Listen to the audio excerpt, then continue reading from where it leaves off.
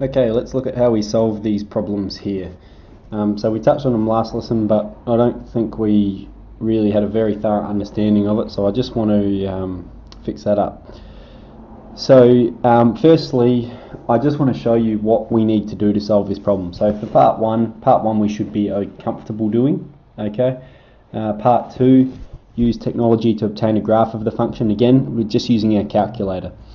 Okay. Part 3, finding the turning points.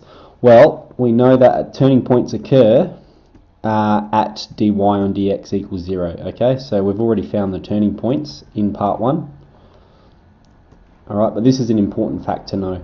And this is the extent of what you'll be required to do algebraically manually. So we found the turning points. Points of inflection. Okay, so we'll call them POF for point of inflection. Occurs when dy on dx, when the derivative function has a max or min. Okay, and we're just going to use our calculator to check that again, so I'll be able to show you in a moment. So that's the points of inflection, and remember, point of inflection is when a function's changing from being concave to convex. Okay, so that'd be the point of inflection there. And we have find intervals where the function is increasing, decreasing, concave and convex. Okay, so we're doing this just from looking at our graph. Now increasing when dy on dx is greater than 0, and decreasing when dy on dx is less than 0. So there's a lot here that we can get from the derivative function. Okay, so let's start answering this question. So part 1, find dy on dx. Okay, well if y equals x to the power of 3, take 3x plus 1, then dy on dx is going to be 3x squared, take 3. Okay. Find when dy on dx equals 0. Okay, this means we're going to have 3x squared, take 3 equals 0, and we just need to factorise this. Okay. So we're going to have 3x squared equals 3, which means x squared equals 1, which means x equals plus 1 and minus 1. Alright, square root of 1 is plus and minus 1. Okay, so we have turning points. Alright, turning points at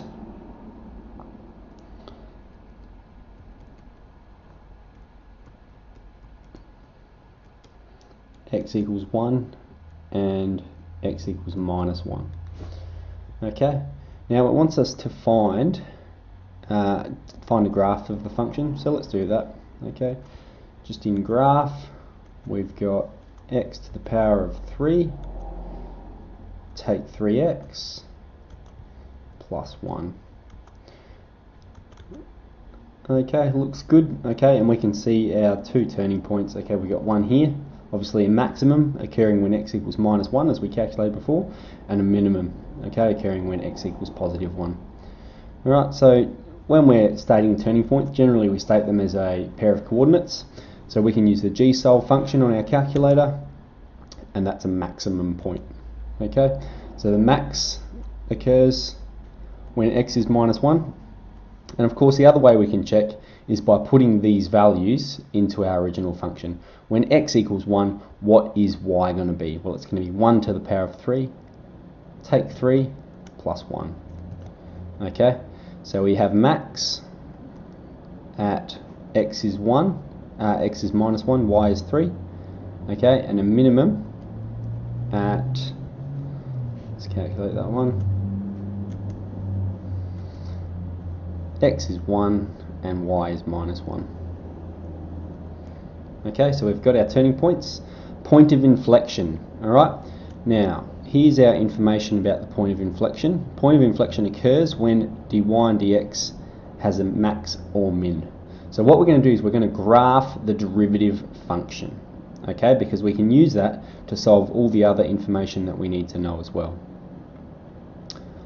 Okay, and firstly, with this function, okay, we can see that pretty much this part's concave, alright, where my mouse is, that part's concave, and this part is convex. So there's only one transition or one point of inflection.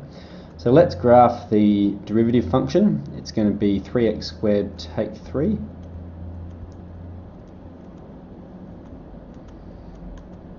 Okay, and the turning point, okay, remember point of inflection occurs when dy and dx has a maximum or minimum, or a turning point. Okay, so that's our minimum point, so let's find out what the coordinates are of that. Min. Okay, so the point of inflection occurs when x equals 0.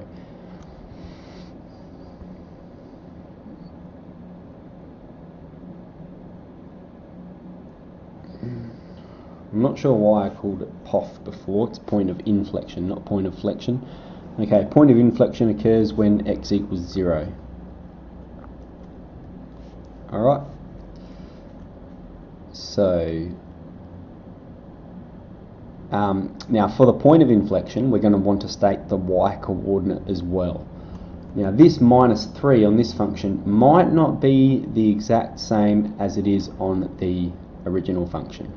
Okay, now if we put x equals 0 into this equation, what y value are we going to get? 1. Okay, so when x is 0, y equals 1, so the point of inflection occurs at, and again we label it as a set of coordinates. X is 0, y is 1. Okay, now the function is increasing when dy and dx is greater than 0, and decreasing when dy and dx is less than 0. So if we look at our graph here, this is dy and dx, alright? Now we can see dy and dx is less than 0, alright, for these values here. Okay? And we can see it's greater than 0 outside of these values. Alright? So just looking at the derivative function, we can find out when it's increasing. Okay? So it's increasing. So it's increasing when x is less than this number here and x is greater than this number here. So let's g-solve these numbers. So increasing when x is less than minus 1 and when x is, find the other one, greater than 1. Okay. Now it's going to be decreasing. Okay, so the function is decreasing when dy and dx is less than 0. Okay, it's less than 0 for these values here, and we can see that's going to be between minus 1 and positive 1. Alright, so it's decreasing when minus 1 is less than x, which is less than 1. Alright, now let's go back to the original function and check that information. Okay, so our original function, x to the power of 3 take 3x plus 1. So we can see it's increasing, okay, up to this point here. Alright, and then it starts to decrease. Okay, and we know that this point here is when x equals minus 1. Yep, so it's increasing for all x is less than minus 1. And then it starts increasing again when x is positive 1. It starts to increase again. And between those 2 points, it's decreasing. Okay, it's concave. Concave for, okay, now remember the point of inflection occurs at x is 0, so it's concave for x is less than 0.